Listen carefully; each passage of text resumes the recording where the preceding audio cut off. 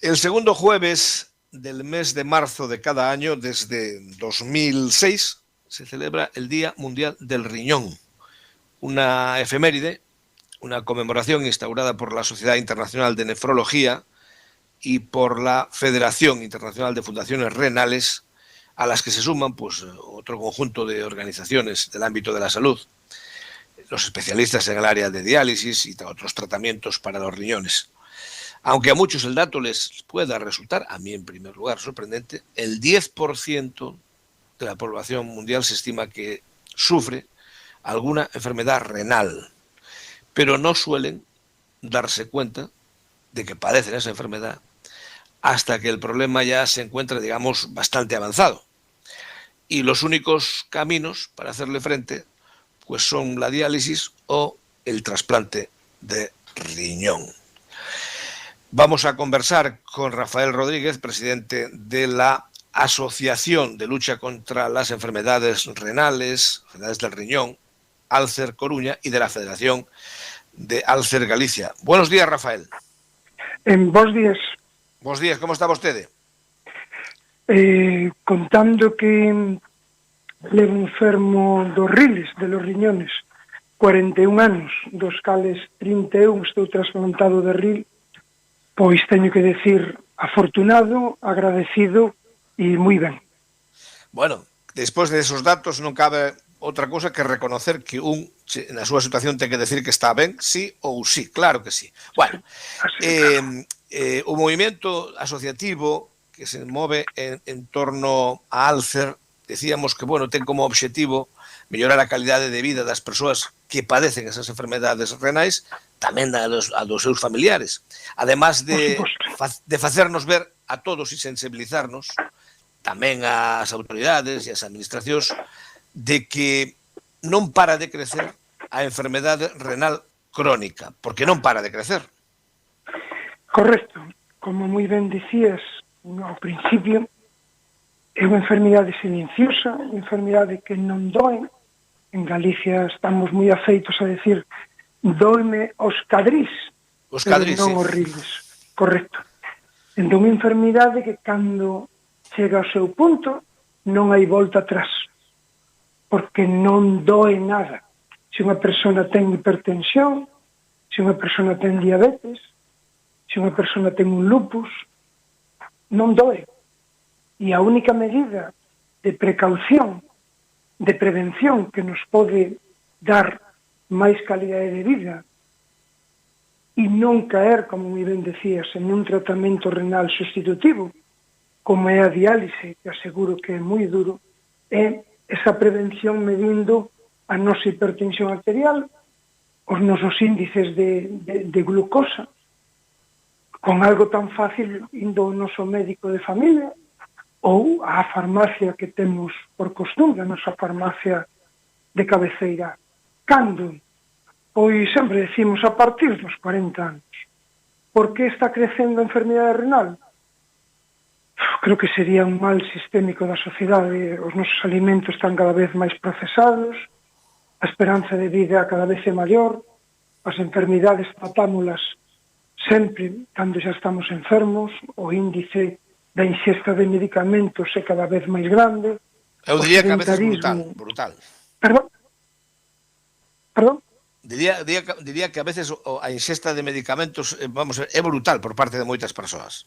Totalmente correcto. En vez de andar, de ir ao traballo andando, de subir as escaleiras para o teu piso andando, tomamos unha pastilla, cando todos sabemos da bondade xa non do exercicio físico, de non estar sentados diante do televisor. Todo isto provoca que entre un 10 ou un 15% da poboación mundial, da poboación de Galicia, este con insuficiencia renal, chegando a insuficiencia renal, sobre todo en persoas maiores de 60, maiores de 65, e que ten remedio se cambiamos socialmente e individualmente, sí. Por citar exemplos que se poden facer, houve unha campaña en Narón para adelgazar, por así decirlo, para comer mellor, e iso chegou a funcionar. Non nos cansamos de decirlo, sempre que hai un día mundial do RIL, sempre que hai o Día do Donante de Órganos no mes de xuño, cando ímos polos centros educativos, polas asociacións veciñais, decimos a primeira persona interesada e a primeira persona responsable deste: se ti non te cuidas non hai maneira. Ninguén dice que non se bebe alcohol, o que non se pode beber é a cantidade de alcohol que se bebe. Creo que son cousas que cada un de nós facemos e dicimos en nossas conversacións coa familia, pero que despois ao final non facemos. Bueno, unha vez que unha persoa está diagnosticada dunha enfermedade do RIL, dunha enfermedade renal crónica habitualmente, pois require de unhas axudas, de unhos tratamentos, pero tamén de unhos apoios, que eu creo que é o que fan as organizacións Alcer en xeral, neste caso Alcer Coruña, non? Correcto. Tanto Alcer Coruña como Alcer Galicia temos, como moi ben decías ao principio, que foi unha presentación perfecta, intentamos que as persoas que caemos en tratamento renal sustitutivo manteñamos, se é posible, ese proxecto de vida que tiñamos. Imos dar un dato: 9 de cada 10 persoas enfermas de RIL non traballan. Perden o seu traballo, pasan unha situación de incapacidade ou, sinxelamente, nunca traballaron na súa vida. Eso significa máis cargas para a Seguridade Social, por supostísimo, unha menor cuantía económica nesa familia, polo cal toda a estructura familiar se ve alterada. Se potenciamos a permanencia no traballo ou a inserción laboral, teremos mellor calidade de vida. Ao mesmo tempo, o factor nutricional influye, o factor de exercicio físico, como estamos falando. E, por suposto, todas esas axudas sociais intentamos manter a partir de traballo social ou a nosa terapeuta ocupacional, pois para saber, por exemplo, como podes poñerte os zapatos sin necesitar axuda de outra persoa, a partir dun calzador grande, por exemplo. Eso que intenta hacer, manter un estilo de vida, manter un proxecto de vida e, se é posible, mellorando. Como? Poñendo os profesionais que, por desgracia, a sanidade pública e concertada non poñe.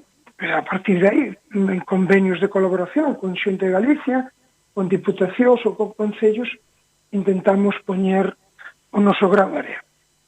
Eu creo que hai que recoñecer que Alcer ten unha trayectoria moi amplia, de moitos anos. Supoño que en todo este tempo se terán producido avances en esos eidos dos que falaba ahora Rafael Rodríguez, que indudablemente toda a atención desde un punto de vista sanitario como sociosanitario terá avanzado notablemente ou non? Imos ser vos galegos. Si e non. Depende, non? Si, depende. Si e non. Nos anos 70, cando se creou Alcer créase cando empeza a nefroloxía en España. Lembremos que nos anos 80, que nos anos 70, non todo o mundo que enfermaba tiña acceso a un tratamento renal sustitutivo, porque non había suficientes máquinas para atender as persoas. Entón, oiga, que non había, Rafael, é que tampouco estaba universalizada a sanidade, aunque ainda a xente crea que isto vende toda a vida. Correcto. Entón, nese sentido, a mellora é universal. Todo o mundo que enferma en Galicia e en España ten tratamento de diálise. Todo o mundo. Nese sentido, por supostísimo. Nos outros sentidos, pois non, porque a xente que enferma sigue indo en incapacidade laboral, a xente que enferma sigue tendo problemas nutricionais, porque o que se atende, como falábamos antes, é ao RIL, é a parte nefrolóxica, pero a parte psicolóxica flui. Imaginemos calqueira persoa que nos este escoitando que teñas que ir facer un tratamento durante 3 días á semana, 5 horas no teu hospital, máis outras 2 horas. Exactamente, entre 2 horas ou 3 de desplazamento, podemos ter un estilo de vida normal? Pois non, e iso se ve afectado a nivel psicolóxico, non? Entón, esa parte ainda está deficitariamente coberta por diferentes estudios que hai en Galicia e en España. Aproximadamente 4 de 10 personas que están en diálise sufren, están diagnosticadas dun trastorno de ansiedade ou de depresión, polo cal ainda queda pois moito que facer. Si melloramos, sí, pero non o suficiente como para poder decir que ademais de estar enfermo dese riñón, non tes outras patoloxías provocadas pola insuficiencia renal. Bueno, decíamos que o Día Mundial do Ril se conmemora o segundo o xoves do mes de marzo, polo tanto, o Día Mundial do Ril 2024 será mañán, día 14 de marzo. Que actividades ten previsto desenvolver aproveitando esta data, aproveitando, como decimos os periodistas, esta percha a Alcer Galicia? Pois a verdade é que dende antes deste día 14, pois bastantes, pero non todas as que nos quixéramos. Pois, por exemplo, onte o Básquet Coruña fixo un partido homenaxe a prol de cuidar os nosos riles. Por desgracia, bueno, porque foi mellor o Guipúzcoa, pois perdeu. Ao mesmo tempo, promóvense apagados, en vez de encendidos de edificios públicos ou de monumentos públicos apagados, para reivindicar que aquelas persoas que realizan o seu tratamento domiciliario teñen que pagar a luz, cando en cambio vas a un centro público ou concertado, lógicamente non pagas a luz. Entón, esa reivindicación... É gratis total, claro.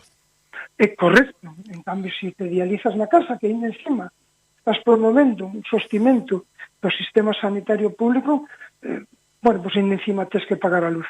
Ao mesmo tempo, tanto en Coruña, como en Santiago, como en Ourense, como en Pontevedra, poñemos mesas informativas, unha carpa informativa, onde as persoas poden informarse sobre a función renal, medindo os seus niveles, como dicíamos antes, de tensión arterial, de glicosa e inclusive de creatinina. E, por suposto, se queren facerse donantes de órganos tamén. Aí tamén quería chegar eu. Aí tamén quería chegar eu, porque aí é moi importante que fagamos fincapé nesto das doazóns, porque en Galicia somos un país, en este sentido, moi generoso, curiosamente moi generoso, pero ao mesmo tempo, aínda seguramente se pode mellorar. Sí, pero temos que lanzar un viva por nós, porque nos últimos 6 anos aproximadamente, pasamos de ser casi, bueno, a terceira comunidade autónoma que máis negativas tiña a doar a estar ao mesmo nivel que en toda España. Solamente un 12% das familias que poden ser donantes de órganos despois de que o seu familiar finara, din que non, é dicir que hai un 90% aproximadamente que sí. Lembremos que é moi difícil atopar un donante de órganos. Solamente unha de cada 100 persoas que morre nun hospital, lembremos que non podes morir na rúa. Unha persona está morta en Galicia e en España cando hai morte cerebral porque o corazón e os pulmóns se manteñen artificialmente con vida, pero o cerebro está morto. Entón, solamente unha de cada 100. En Galicia hai máis de 2.000 persoas que estamos trasplantadas de ril, se non estaríamos seguramente mortos, e hai outras máis de 2.000 que están en hemodiálise. Ser donante de órganos, todas as religións están a favor da doación de órganos, todas as ideoloxías, por suposto, cando digo todas, estou dicindo todas, é gratuito, é o maior xesto solidario que hai, porque ti non o vas ver debido a que estás mortos. É un xesto digno de eloxio, de prestigio social, ningún familiar se arrepinte, e eu coñezo moitos nestes 34 anos que levo con Alcer, e todos están orgullosos de que morreu a miña parella, morreu o meu fillo, e gracias a iso 3, 4, 5 persoas siguen con vida. Non existe xesto máis solidario. Creo que estamos de acordo. Totalmente de acordo. Gracias a Rafael Rodríguez, presidente de Alcer Coruña, da Federación de Alcer de Galicia, pola labor destas entidades, pola súa propia neste eido dos problemas das enfermedades dos riles. Gracias por atender a nosa chamada. Unha aperta, moi bo día. Gracias, Rodríguez, unha aperta moi grande e bo día mundial do ril. Son las 9 de la mañana, ya saben, después de la publicidad entraremos en tiempo de tertulia, análisis y comentario de la actualidad con nuestros tertulianos.